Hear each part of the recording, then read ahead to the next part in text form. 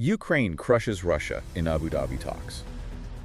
High-stakes talks in Abu Dhabi between Ukraine, the U.S., and Russia have ended, sparking claims Ukraine outplayed Moscow. What really happened behind closed doors, and what does it mean for the war ahead? It is Saturday, January 24, 2026, and you're right, the delegates are already flying home, but the geopolitical shockwaves are just starting to spread. Subscribe to Defense Reports, your go-to source for timely, in-depth military and defense reports. I'm Alex. Join me with Aria in the latest podcast by Defense Report for a sharp, no-nonsense breakdowns of the latest in global defense news, military technology, and strategic developments. And today we're going to cover the trilateral talks that just wrapped up in the UAE. And this is one of those moments where, you just have to toss the official press releases in the bin. Right. We're looking at a stack of raw intel, ISW situation reports, some very interesting leaks from inside the negotiation room, and even technical assessments of weapons that were being used while the talks were actually happening. And that's our mission for this deep dive, really, to test that headline. Did Ukraine actually crush Russia? Because, you look at the map, and the front lines haven't budged. No, not an inch. But when you look at the diplomatic maneuvering, well, something definitely shifted. Oh, something massive shifted. For starters, we're going to talk about why the head of Russian military intelligence, the GRU, was sitting across the table from Ukraine's spy chief. I mean, this was not a meeting for diplomats. It sounds more like spy versus spy than a peace summit. We also need to unpack what we're calling the midnight pit stop. This was a secret 3-hour meeting Putin held with U.S. envoys in Moscow. At 3 in the morning. At 3 a.m., just hours before they flew on to Abu Dhabi. And then there's the Board of Peace.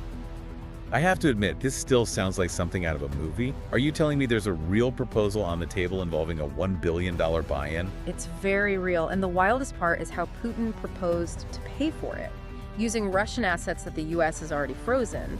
The logic is just, it's a pretzel. We have to break that down. Okay, and on top of all that, this idea of kinetic diplomacy, negotiating for peace while your capital city is being bombed. So let's start there. Take us to the desert. Abu Dhabi. Why there? Well, Abu Dhabi has really positioned itself as the new Switzerland. It's neutral, it's luxurious, and it's very, very secure. Sheikh Abdullah bin Zayed was the host. And you'd normally expect to see foreign ministers. Right. Lavrov, maybe Blinken. That's what you'd expect. But that is not who walked into the room, and that's the first huge signal that these talks were different. So who is there for Russia? Admiral Igor Kostyukov. The head of the GRU. The head of military intelligence. This is not a guy who debates the finer points of international law. Kostyukov manages assassinations, active measures, deep recon. So sending him sends a message. A very clear one. It says, we are here to talk about the hard reality of the war, where the troops are, where the minefields are, what the actual kill zones look like. And Ukraine, I assume, didn't just send a diplomat to get pushed around by a spy master. Not at all. They sent Rustem Umerov, their defense minister. But sitting right beside him was the key figure, Kirilo Budanov. The chief of the GUR, the architect of that whole drone campaign inside Russia. Exactly. So just, pause and picture that room. You have the two men responsible for the most secret, most violent parts of this war staring each other down. It tells you the conversation was about mechanics. Withdrawal lines, deconfliction, security guarantees. What about the Americans? It was Steve Witkoff and Jared Kushner, so that's the direct channel to the White House. But they also brought General Alexis Grinkovich. He's Air Force. That feels important. Why an Air Force general? Because air power and long-range missiles are what's defining this stage of the war. If you're going to talk seriously about security guarantees, you need someone in the room who knows exactly how many fighter jets the U.S. can deploy, what the radar coverage looks like. A diplomat promises safety, a general knows what it costs. But before all these spies and generals met in Abu Dhabi, the Americans made that stop in Moscow. You mentioned the 3.0 a.m. meeting. That's right. Friday, January 23rd. Witkoff and Kushner fly into Moscow, and they're with Putin until the early hours of the morning.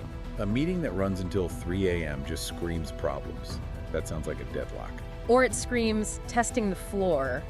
The U.S. envoys were there to hammer out this idea of the Alaska formula. Okay, I keep hearing that phrase, the Alaska formula. It's from that summit in Anchorage in August 2025, right? But no one seems to agree on what it actually means. And that ambiguity is the point. The Kremlin's interpretation, at least from their leaks, is that the formula means Ukraine gives up all of the Donbas. All of it. So Donetsk and Luhansk. To the administrative borders, yes. And they accept the current frozen front lines in the south. That's not a formula, that's just surrender with a fancy name.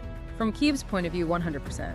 But the American position seems to have been to find out if Putin was serious. Is that his real demand or just an opening offer? The fact the meeting went so long suggests Putin was not backing down. And in the middle of all this, he's also talking about this Board of Peace. I have to ask again, is this a serious proposal? A club with $1 billion membership fee? It sounds totally bizarre, I know, but if you look at the current U.S. administration's transactional approach to foreign policy, it actually makes a strange kind of sense. How so? It's an idea they expanded from the Middle East. It's basically a governing body for post-conflict reconstruction. To get a vote, to get a say in how the money is spent and how the region is rebuilt, you have to pay a one-time fee. $1 billion.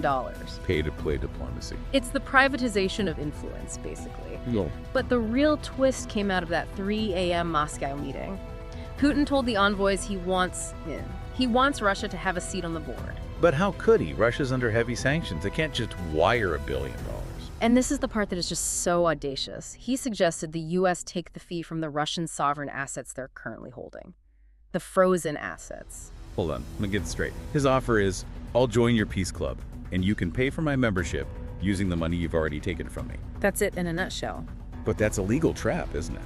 If the U.S. agrees, they're basically admitting the money is still his to spend. You've hit the nail on the head.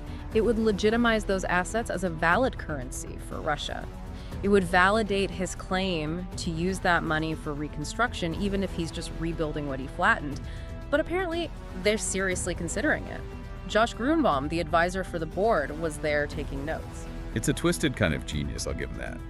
But while they're debating these bizarre financial schemes, the lights were literally going out in Ukraine. This is the kinetic diplomacy part. You absolutely cannot separate the talks in Abu Dhabi from the air raid sirens in Kyiv.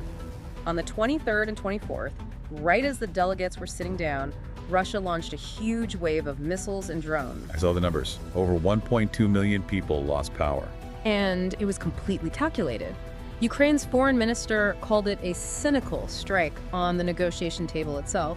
Putin was trying to manufacture desperation. He wanted Umarov to feel the pressure, to know that Kiev was freezing while he was sitting in an air-conditioned room. But it didn't seem to work. In fact, reports suggest Ukraine actually had a major defensive success during that very attack. They did. And this is a really important technical detail that might get lost. For the first time, we have confirmed use of new Sting interceptor drones taking down Russian Geran 3s. Okay, break that down for me. The Geran 3 is that new jet-powered Shahir, right? It's fast. Very fast. Around 400 to 500 kilometers per hour. The old propeller drones can't catch it. The Sting is a new class of interceptor. Think of it less like a missile and more like a reusable high-speed mini drone. It doesn't explode. It physically rams the target. So it's a guided bullet, basically. Yeah, more like a guided battering ram. The huge advantage is cost. A Patriot missile costs millions. A Sting interceptor costs a tiny fraction of that. By using them successfully, Ukraine showed Russia that the economic equation of this air war is changing. They can now shoot down Russia's expensive, fast drones without going broke.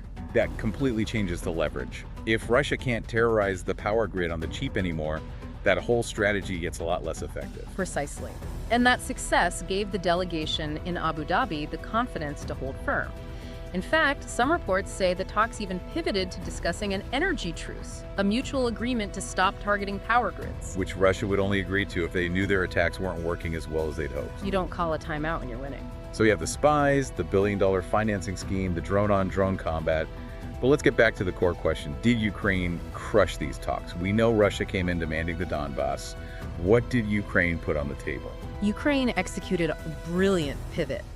They knew they couldn't win a debate on history or territory with Russia, so they changed the language to something the U.S. administration understands perfectly. Money and real estate. Exactly. The free economic zone. Zelensky, after floating this with Trump in Davos, formally proposed creating a tariff-free special economic zone across the east. I have to play devil's advocate here. A free economic zone in places like Kramatorsk and Sloviansk. I mean, these are fortress cities. They're filled with trenches and minefields. Who is going to invest there? In the short term, you're absolutely right. It's not realistic.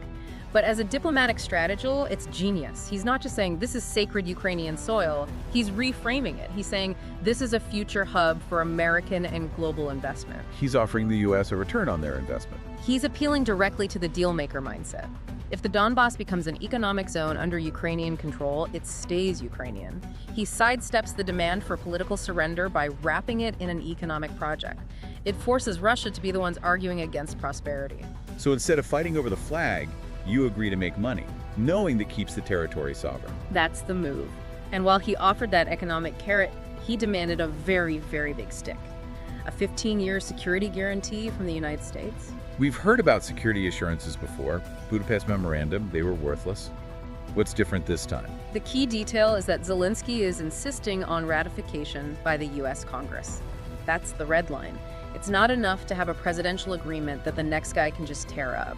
If Congress ratifies it, it becomes U.S. law. It's a treaty obligation. That's Article 5 in all but name. It's Article 5 leap. It would obligate the U.S. to provide military aid, intelligence, maybe even air support for 15 years. So the case for Ukraine crushing the talks is that they walked into this trap with Russia demanding land, and they managed to not only keep the land but also reframe the debate and get closer than ever to a binding U.S. defense pact.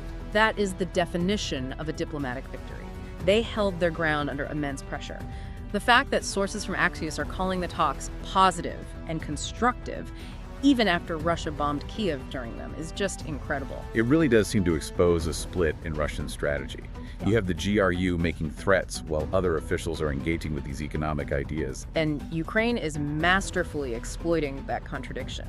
There was one group we haven't talked about, and their absence seems loud. Where was Europe in all of this? Nowhere to be seen. This was a trilateral summit. Washington, Moscow, Kiev. The European Union was not at the table. That must be terrifying for Brussels. I think it confirms a shift we've all been watching. The center of gravity for this war is no longer Brussels. It's a global power struggle being managed directly between the US and Russia, with Ukraine fighting for its agency in the middle. Even Zelensky made comments about European support being slow and fragmented. So he knows that if he wants a deal that's going to stick, he has to make it with the Americans. That's the cold, hard reality. The Alaska Formula, the Board of Peace, these are American-style transactional solutions. Europe's slower, more bureaucratic approach just can't keep pace. So what's the big takeaway here? Why it matters? It feels like we're seeing a new model for how wars end. I think we are. It's about transactional security. Peace is becoming a product you purchase. You buy it with billion-dollar board memberships, you secure it with economic zones, you underwrite it with ratified guarantees. It's a bit grim, but I guess it's practical. It's deeply cynical, but it might be the only path forward. And honestly, watching Ukraine navigate this space, standing up to the GRU on one hand while pitching investment deals to Jared Kushner on the other, it just shows a level of diplomatic sophistication that Moscow clearly never saw coming. They thought they could bully a comedian. They ended up in a negotiation with a CEO. That is a perfect way to put it. So, to sum it all up, the talks are over, but the war isn't. No breakthrough deal. But a crucial channel, this military-to-military link, is now open. Right. And the last mile is always the hardest. Russia is still fixated on its maximalist demands for land. Ukraine has successfully pivoted the conversation to security and economics. The gap is still huge, but the mechanism to bridge it is now on the table. And for you, the listener, keep a very close eye on those Sting drones. If Ukraine can truly neutralize Russia's air terror campaign on the cheap, then Moscow's main source of leverage just evaporates. Absolutely. Technology is what drives diplomacy here. You've been listening to Defense Report by Alex and Aria, where we analyze the latest in military strategy, global defense, and advanced weaponry. Thanks for diving in with us. Moss, subscribe to Defense Reports, your go-to source for timely, in-depth military and defense reports. We'll catch you next time. You know, just one final thought before we go. We talked about that crazy idea of using frozen assets to pay the fee for the Board of Peace. Yeah, the billion-dollar loophole. If that actually happens, if a precedent is set where a country can invade its neighbor, get its assets frozen, and then use those same assets to buy its way back to the table, are we really punishing aggression? Or are we just creating a new kind of war tax? A business expense. Exactly, because if Putin can pay his way out of this mess with money he'd already lost anyway, It fundamentally changes the risk calculation for every other dictator out there. It makes war just another line item on the budget. The monetization of invasion, that is a genuinely terrifying thought. Something to think about.